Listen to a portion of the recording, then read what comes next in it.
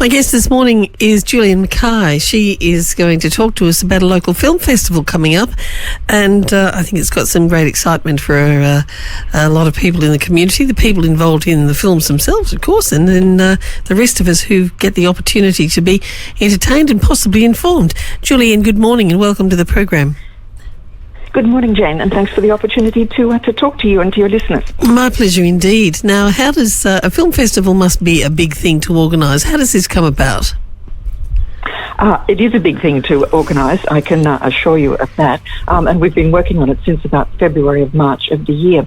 And look, it came about because a group of friends effectively, wanted to provide a platform for First Nations people's voices and stories that are told through film to reach a wide audience, and particularly a wide local audience. Mm-hmm. And we did this because we were seeing it as one way to contribute to the process of truth-telling and reconciliation, essentially helping to build understanding of Aboriginal culture, of connection to country, the resilience of Aboriginal people, and the issues that they face now and of course over the past 250 years. And we saw film as a way that could, or a film festival, as a way that could achieve that. Yes, absolutely. I dare say there's a great opportunity for many to be sharing information within the cultural community also with each other. Indeed, and in fact we've worked very hard to involve First Nations people, clearly from our own community, from the Shoalhaven, but also more broadly as we've been developing the program and its developing the program and its content, and we're really proud of the fact that the program includes a number of films that were made here in the Shoalhaven, or involving people here in the Shoalhaven, as well as the Illawarra. I mean, there's almost a remarkable talent base of storytellers and filmmakers in our own community. I think very often we think these things don't exist because the opportunity, the fertile ground has never been apparent to them for this creativity to arise. Look, that's exactly right, and that's one of the reasons why sort of a key objective of the festival is to use our net revenue from ticket sales to support young local Indigenous students who want to go on to study storytelling and filmmaking as a way of sort of spreading, if you like, that or deepening that access to knowledge and skill across the community. Is there any facility in the local area for young people to learn these kinds of skills? Does TAFE offer anything, for example? Look, there are, and obviously the schools get involved, and we do know that the Indigenous Literacy Foundation has been working with the students from a local high school, and in fact we're very hopeful that we'll be able to show a segment of that film during the festival. But what we're hoping to do is to broaden those opportunities to more students and make them aware of what the possibilities are. We'll obviously be talking to the schools, to the colleges, to people like the Indigenous Literacy Foundation and others to come up with a way of doing this that benefits as many people as possible. One of the great advantages of these kinds of things coming forward now is that the technology is supporting the creativity, isn't it? The digital technology is so immediate. Once upon a time, if you had access to a Super 8 camera and film and so on, it was sometimes weeks before you could see any results, and then the editing was such an incredible process. The kids are very, very good these days at handling the technology, and the technology is abundant. I mean, many people's smartphones are probably better quality than very expensive cameras were just a few years ago.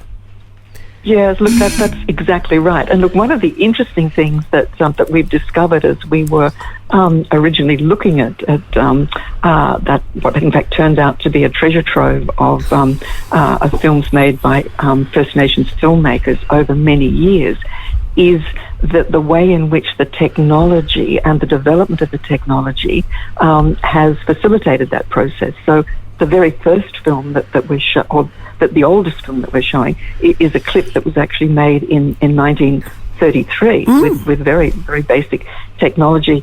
And we sort of then run through to an attempt at making a film by a fellow called Bill Onus. And he was actually using film as a way to advance Aboriginal activism, finding that sort of more direct approaches were not well received. But to your point, Jane, it was extremely difficult for them to do this, given the technology or lack of technology that they had to deal with. Lack of technology and the expense. I mean, even just a basic camera was a very expensive purchase many years ago. Technology has become affordable and accessible, therefore, for so many more people now. Yep, indeed. So that's one of the reasons why we hope with all those advantages and advances that we will be able to provide local Indigenous students and then through them the local communities with greater access to developing the stories, telling their stories, and recording them through film. So that you preserve the stories through time, but you also give them a much wider audience. Absolutely. One of the other great advantages of the advances in technology and the accessibility to it is that our young people and many older people as well now, but young people particularly, are very, very comfortable in front of a lens. Whereas I remember as a child watching some of those old Chips Rafferty movies, for example. There was one called Smiley with a little blonde boy, and I can't remember the storyline, but it was something big and adventurous, and Chips Rafferty was right up the front on the credits and so on. And everybody was so wooden. People had no idea how to be in front of a camera. And you think, it's funny because had the camera not been there, you wouldn't have had them talking that way. They'd have just talked. But somehow when the camera appeared, everybody turned into little stiff wooden soldiers, whereas nobody does that now because we have lenses pointed at us all the time.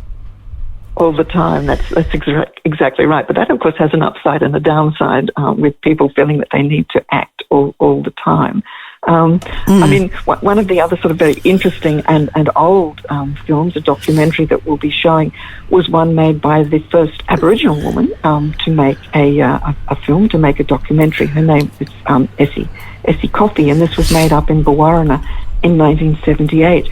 And you can see that she is very comfortable because she was absolutely determined to be passing on stories to her grandchildren and to her community in general. But yes, when she called on, and particularly the children, and got to think this was made in 78, so decades ago, I'm sure the children were very animated when they were talking to their grandmother, but the moment she turned the camera on them, she's the only one who's sort of animated. The children sort of look a bit bemused. So, but interestingly, her daughter, Ruby Coffey, may be able to join us, and she has interesting memories of that film being made because she was a very young child and perhaps one of the more wooden children at the time that her mum was filming them. And of course, this is all so tremendous and fantastic innovation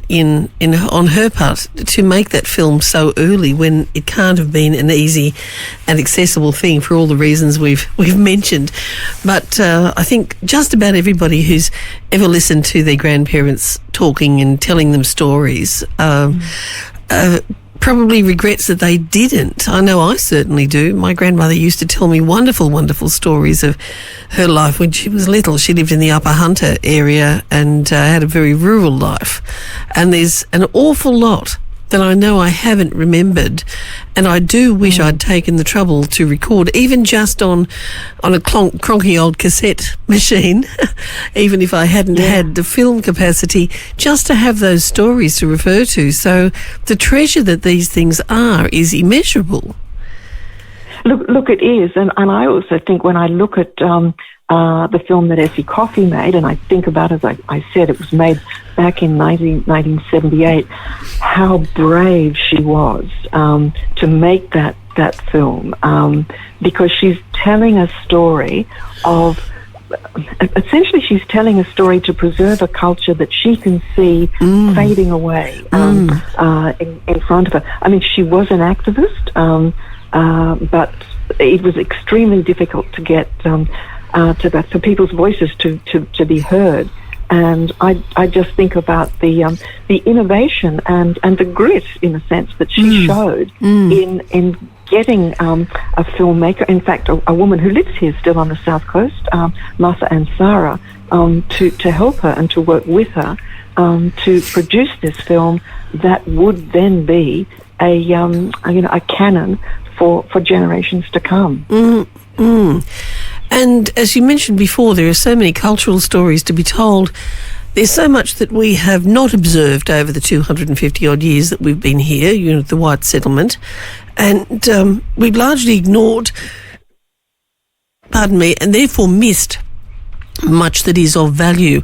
So all of these gems of filmmaking become of great importance for us to understand what it is that's happened to the people whose current stories we may not understand, but by understanding the history as it's shown in these very personal little films, gives us a much better understanding, if we're prepared to listen and to watch, much better understanding of what it is that's happened and therefore how things must change for the improvement that we need to see happen.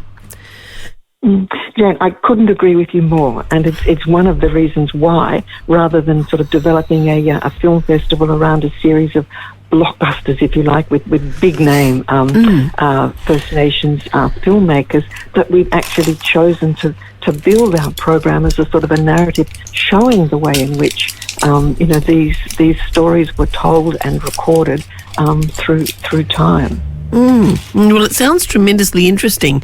How many, and almost compulsory viewing, this is coming up on the 20th to the 22nd of September at the Husky Pictures. How many films do you have? Oh, right. Okay. Well, we've got 4 feature films. So not all the films are documentaries, because when you're telling stories, sometimes you're telling the story with the storyteller directly, and at other times you're telling stories through works of fiction. So we've got 4 feature films.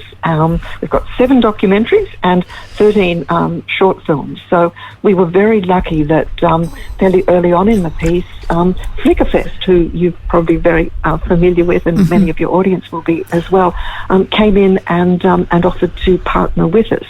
So on the Saturday evening, we're actually going to be showing the Flickerfest Indigenous Showcase, which includes little short films made by Indigenous filmmakers from around Australia.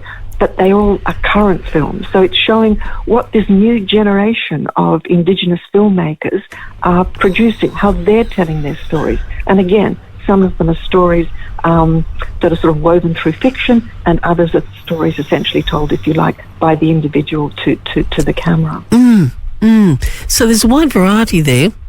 I'm just looking at your... There's a lot of variety. Somebody described it to me once as a very eclectic collection, and I said, well, it's sort of eclectic, yes, but it's eclectic because it's telling this story through time. It's not all films about songs and dances, but it's a festival that's got a series of films that essentially look to tell the stories through humour, through music. Some of them are telling it as it is. And then, as I say, we've got a whole Sunday session which is telling stories or showing the stories, screening, sometimes for the first time on a big screen, stories told by very local filmmakers. What treasures they are, and how lucky that they have survived.